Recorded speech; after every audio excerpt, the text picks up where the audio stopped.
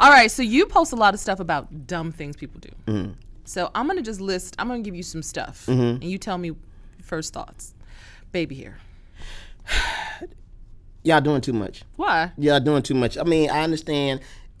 Try to fool some people. Y'all ain't fooling nobody when the baby hair coming all the way down here. That's not baby hair. That's your hair. You done snatched down and put gel on, and and sometimes some women use the wrong gel, and the baby hair be white. It'd be like like a cream. Like no, so you not fooling nobody. Just what I'm saying. So yeah, just, BBLs. Yeah, BBLs. If you listen. If you're gonna get a BBL, make sure your booty match your legs. Okay, you can't have the ass of an elephant sitting on top of a little boy from a third world country. That's just awful. You in the club looking like a flamingo. You built like a blow pop. You can't do that. So and now we're here in Atlanta. I'm seeing men getting them. I'm like, dude, come on now, y'all. This is going too far. So, but luckily and thankfully, it seems like the BBL fad is kind of going away. I hope so. It's going away. But a fad that's not going away, those fake teeth. Yes. The fake teeth. The choppers. Yeah, and the thing is with the fake teeth, people get them too big, and they're smiling when they don't even want to smile. And I'm like, dude, you crying? I know you died, but no, but you smiling, because your teeth too, So yeah, that's a little bit too much. So if you're gonna get all these cosmetic changes, get them gradually so you can fool somebody. You know what I'm saying? Like, you know what? He grew some real white straight teeth, but when you come back, you grew them, you know what I'm saying? But you come back and your mouth just wide open because you got them big old, porcelain choppers in there. You're not fooling nobody. We know what you did. Because I thought cosmetic surgery was supposed to be kind of like fooling people. You just come back one day and you're like, oh, you look good. You've been working out, and this and that, this and that. And one thing about people with BBLs, you notice every time they get that BBL, the first thing you see is them in the gym like they worked out. Yes. And they erase all they pictures when they were built like a slug. But when they get the BBL, they erase all them pictures, and they got all them pictures of them working out, but they never show them actually working out. They got to wait and body snatch but Dr. Miami did it. You didn't go to that one gym. That part. How do you feel about this thought culture? The women acting like thoughts, and you gotta pay my bills, and if you want to talk to me, you gotta give me some money. You know what? I feel like this. Ladies, that is the most ignorant shit I've ever seen in my life. Bring something to the table. Simple as that. You got to bring more to the table than just ass. Times have changed, and you got to bring something to the table. And believe it or not, what's crazy is if you talk to some of these ladies today and you ask them, what do you bring to the table? They get offended. Well, what do you mean? Look at me. No, I understand. I see you with the fake ass, but what do you bring to the table besides ass and coochie? What do you bring to the table? A lot of them don't know, and they will get mad. So the thought culture, I've always hated it. Yeah. Well, you got Sexy Red. How you feel about that? Sexy Red and all those others. Sexy Red, to me, I think you're gonna call me blind.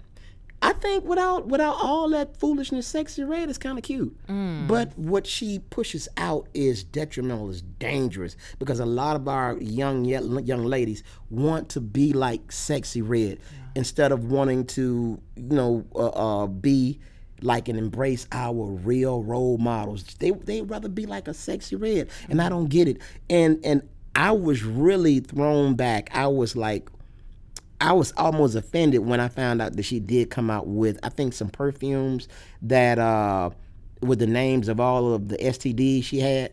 I when I heard that story, I was like, man, that's crazy.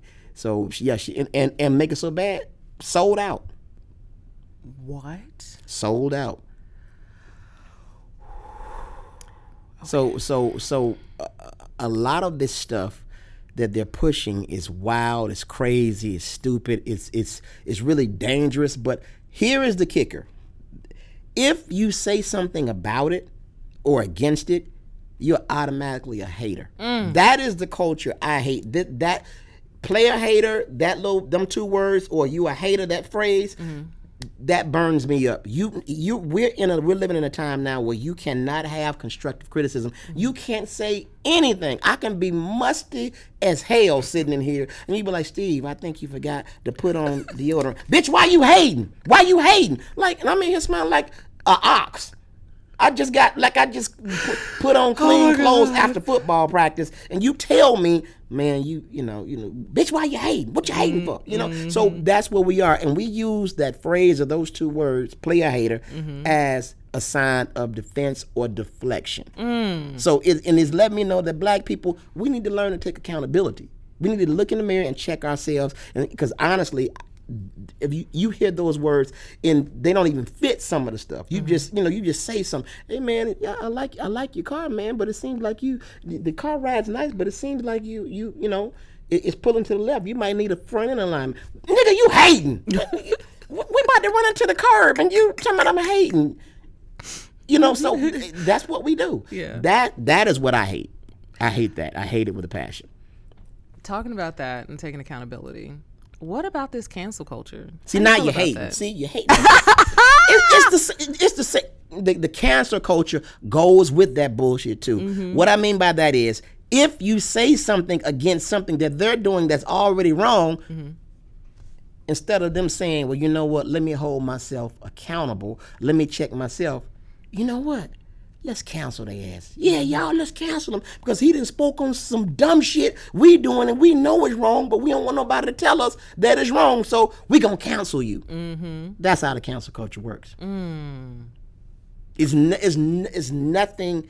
When have you seen the cancel culture cancel something that was really messed up? It's always something that's beneficial that speaking out against what they are doing that's stupid. They've always wanted, like the LGBTQ community. Let me tell you something. I respect them. I love them. I'm not gay, but hey, if you're gay, that's fine. I'm a strong heterosexual man.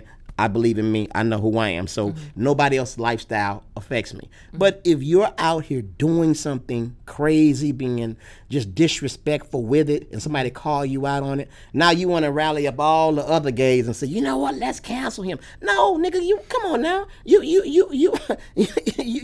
at a kid's graduation, a preschool graduation with a dress, pulling up your ass, showing your thong, grown man. You shouldn't be doing this. But they don't want you to say anything about them, and straight people too. But I'm just giving you an example of how it works. You cannot say anything about anybody doing bullshit now. You just can't. Hey guys, welcome to our YouTube channel. Make sure you subscribe, like, share, and comment. You never know what I might be in the comments. And also, thank you guys for continuing to watch.